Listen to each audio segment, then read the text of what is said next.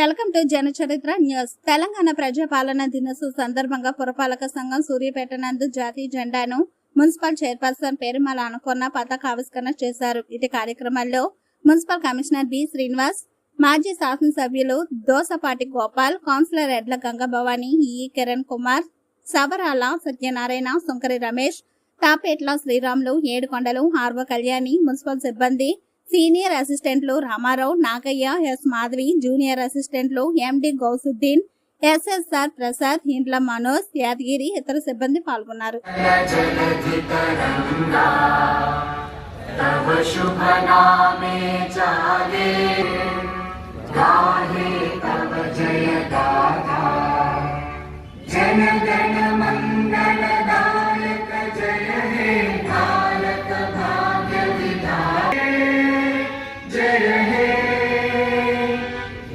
जय जय जय जय हे